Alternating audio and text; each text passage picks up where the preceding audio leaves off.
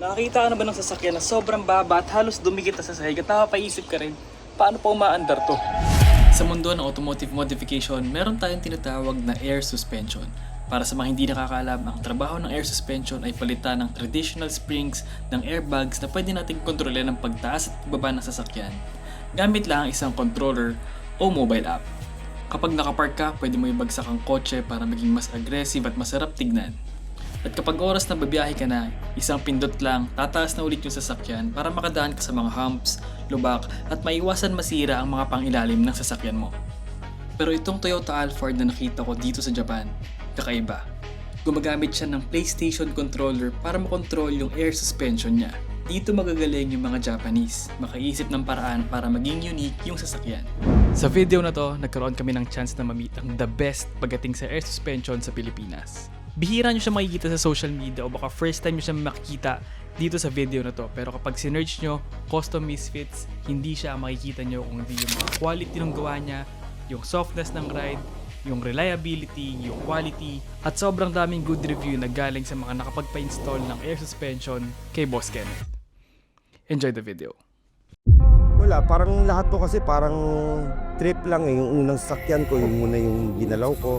So, air suspension, kabit na sarili, panggamit. So, electronics, nandun, hilig ko rin yung electronics eh. Hilig ko rin yung kotse. So, pinag-combine ko lang siya. Lapag kami sa show, air sus lang yung baon namin eh, tsaka mags lang eh. So, wala, di laro-laro ko lang yung mga kotse. Tapos may mga lumapit na sa akin, nakipag-usap. Doon nag-start yun.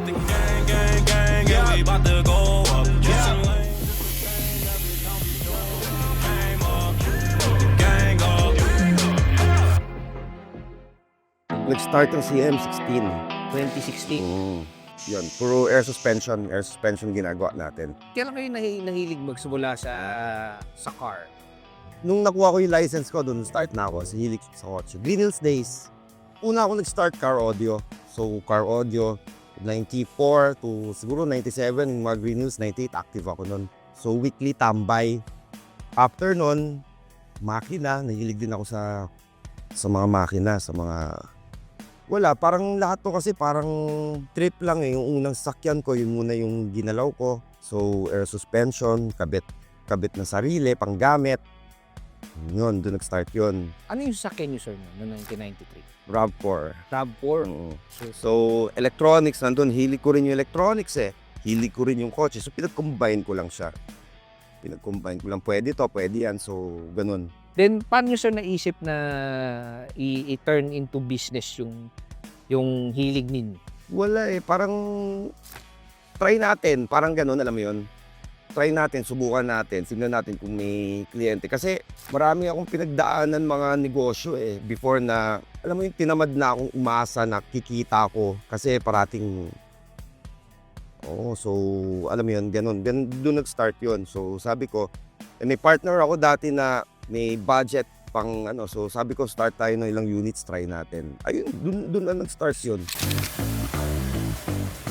Iba dating eh. Madalas ng mga nagka-car show na kasi mababa. Madalas na ginagawa lang nila is mugs air lang. Yun lang, pagsamahin mo lang yung dalawa, sobrang pogi na.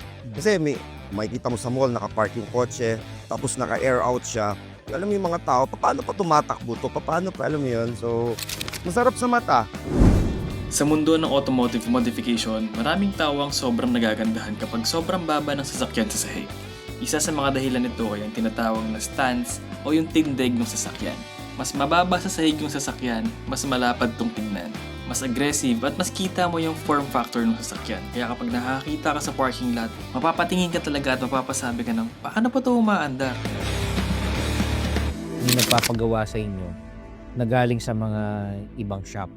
'Di ba? Hindi na tayo mababanggit. Pero, sir, paano yung gano'n? Paano yung ginagawa nyo service sa gano'n? Ba't tinatanggap nyo pa din sila? Yung mga gano'ng...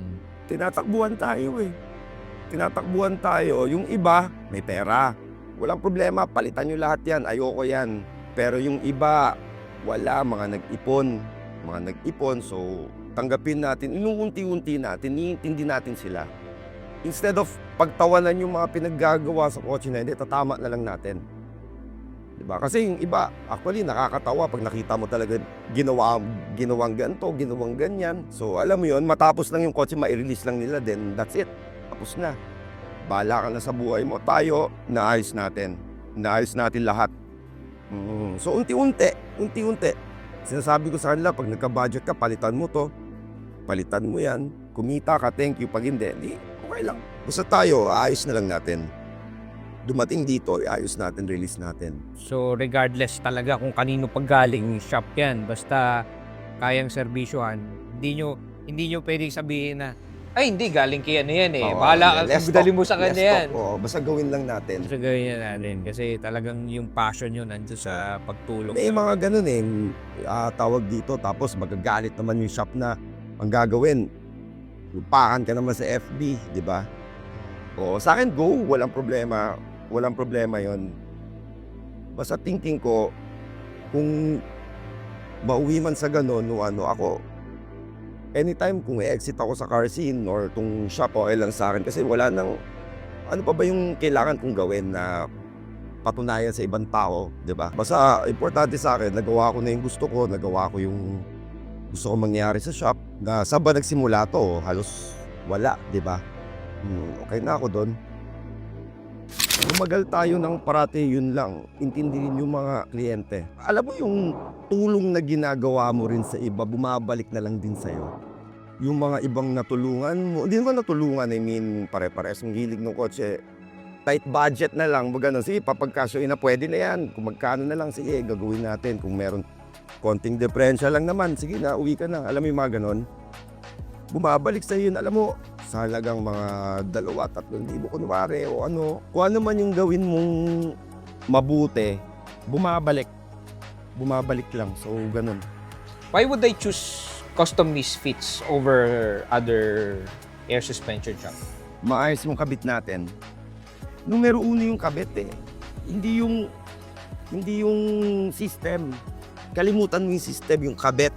Numero 1, yung paano yung atake mo sa mga linya ng hose. Pangalawa, pyesa. Hindi porket taas baba yung kotse, okay yun. Ano ba yung pyesa? Matibay ba yung mga parts na kinabit? Sa air suspension, 3, mataas yung up mo, mababa yung down mo, maganda yung ride. 3. So, lagi ko sinasabi yun. Hanggat kaya maganda yung ride, stock mas malambot pa, gawin, ganun. Eh after sales sir, parang ano nga pa ba, na-install na. Alaga natin yan. Sometimes yung sinasabi mga warranty, di na nasusunod yan eh. Pag wala talagang budget, hindi na, okay na, talo na yan. Parang yung ganun. O, ganun lang tayo. Wala na yung 1 year warranty. Ay nako. Yung iba ginagawang bentahe yung free service, ano ba yung tawag nila doon? Free rescue. Diba? Eh putya, doon palang kabahan ka na. Diba? Ba't may rescue? Ano to? Diba? Hindi. Ang gawin mo, dito pa lang gawin mo na ng tama. Kasi kahit takbuhin mo sila, hindi mo nga alam kung matutuwa sila, may in sa'yo eh. Kasi nagka-problema yung auto eh. Puntahan mo, tulungan mo, gawin mo yung kotse. Diba? Di mo alam kung ikaw galit ka o nabala ka eh. Diba? So yung free rescue, bentahin nilang ganun-ganun. Dito pa lang gawin mo ng tama. Diba? Tao lang tayo, nagkakamali din syempre. Pero gawin natin yung best para paglabas, sarap tulog mo. Diba? Gawin mo ng may passion, alagaan mo yung mga customers mo, improve one step at a time. Ito yung mga natutunan ko dito sa episode namin with Custom Misfits. At this August, may ipapakita ko sa inyo yung advanced leveling system na nakakabit sa Toyota Innova. Kung napapansin nyo, yung mga videos ko ngayon, fini-feature natin yung mga brands na pag-i-installan natin ng mga custom modifications na gagawin natin sa Innova. Bukod kasi sa pag-modify ng mga sasakyan, gusto ko na makita ng mga viewers ko yung story behind kung bakit sila yung gusto kong pagkabitan ng mga custom modifications. Bago ko pa mapasok yung industriya ng sasakyan, nakapanood ko na sila sa YouTube, sa Facebook, at sinasabi ko na sa sarili ko noon, darating yung araw na makakapagpakapit ako sa kanila, makakapagpagawa ako sa kanila, sisipagan ko, magkatrabaho ako, at 1 buwan na lang, may meet ko na sila. At hindi lang yon. Pagdating ko sa Pilipinas, gagawa tayo ng videos kasama sila na ini-install yung mga modifications na ikakabit natin. Mabibigyan ko kayo ng totoong feedback tungkol sa quality, reliability, at honest review tungkol sa mga car modifications na ino-offer nila. At ngayon, hihingi lang sana ulit ako ng pabor sa inyo na ma-share yung video na to para maka-reach pa tayo ng ibang brands na gusto sumali dito sa Project Innova na gagawin natin this August. At this August din, meron tayong gaganapin na very first sudden meet car event sa Pilipinas. Itong car event na to is a collaborative event partnering with other brands na i-announce ko this July. Yun lang muna yung mga i-share ko na plano natin for this second half of 2026. Maraming salamat sa panonood. See you on my next one.